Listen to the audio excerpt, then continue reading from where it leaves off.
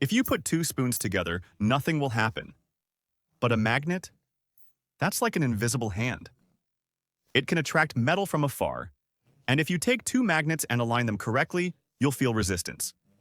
An invisible force that prevents you from joining them. What is it? Where does it come from? This invisible something is called a magnetic field. Even though we can't see it, we can illustrate it, for example, using iron filings. Just put a magnet under paper and sprinkle filings. In the field's presence, they arrange into typical shapes. It's even clearer to use what are called field lines. They show the field's path and how strong its effect is. Where the lines are dense, the field is strong. We add arrows to the field lines.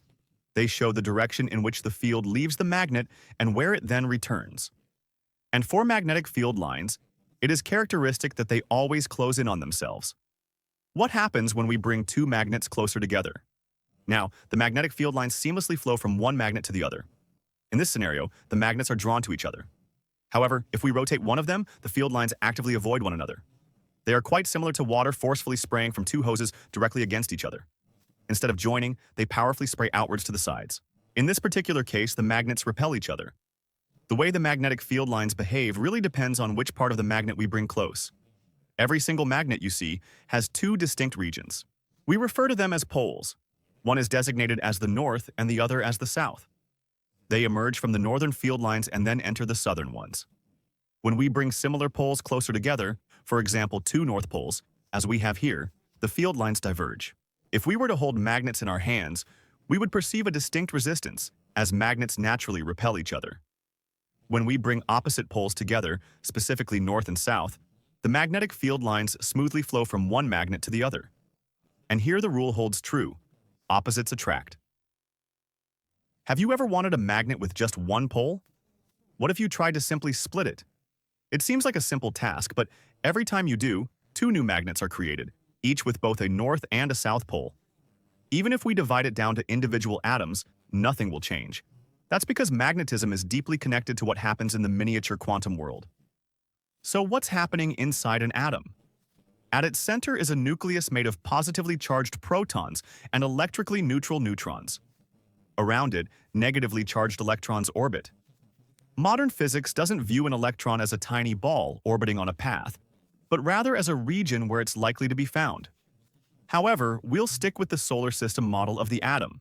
The nucleus is like the sun, electrons like planets. But for now, only one electron will orbit the nucleus. Electrons, protons, and neutrons have mass. Protons and electrons have an electric charge. Do these particles have any other property? Yes, there's one absolutely crucial for magnetism, though not often mentioned. It's called spin. Spin is a purely quantum property with no classical physics equivalent. Simply put, we can visualize spin as individual particles acting like tiny magnets. All elementary particles have spin, but the electron's magnetic influence is the most pronounced. The electron's spin is therefore the main source of an atom's magnetic field. But spin isn't the only source of an atom's magnetism, because magnetism doesn't just arise from what an electron has, but also from what it does. When it moves around the nucleus, it behaves like a tiny electric current, and every current, even an atomic one, creates its own magnetic field. This is therefore the second contribution to the atom's total field, which we will call the orbital magnetic field. It may therefore seem that every atom must be magnetic. Electrons have a magnetic field from their spin and orbiting the nucleus, creating an orbital magnetic field. In reality, however, it depends on their arrangement. Electrons in an atom move in so-called orbitals, and each orbital can be occupied by a maximum of two electrons, which must have opposite spins.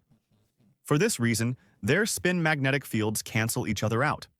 Furthermore, we can imagine these electrons moving in opposite directions, meaning their orbital magnetic fields also point oppositely, thus canceling each other out. A fully occupied orbital therefore contributes nothing to the atom's overall magnetism, neither through its spin nor its orbital field. For an atom to be magnetic, it must possess at least one unpaired electron, an electron that occupies an orbital by itself. Iron has 26 protons and 26 electrons, filling orbitals based on several rules. The first rule states that orbitals are filled gradually from lowest to highest energy. The electron configuration table shows the order of orbitals by energy. The 1s orbital has the lowest energy. We have already mentioned another rule. A single orbital can only be shared by electrons with opposite spins. For instance, the 1s and 2s orbitals always accommodate two electrons with opposing spins. The 2p orbital consists of three distinct parts. For these multiple orbitals, an additional rule applies. Electrons are first distributed into separate orbitals with the same spin, and only then are electrons with opposite spin added. Next, the 3s, 3p, and 4s orbitals follow. This fills a total of 20 electrons.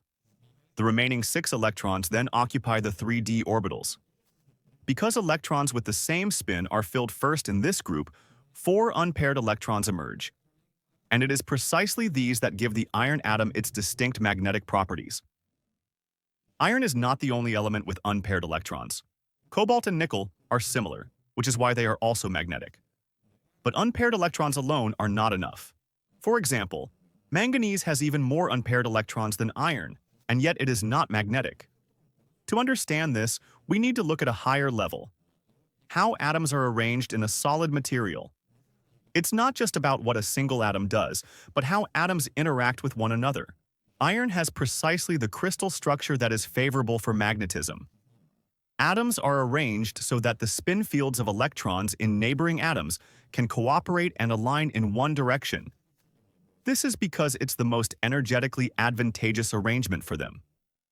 While the structure of manganese is chaotic compared to iron, the atoms are at odds with each other, and each points in a different direction.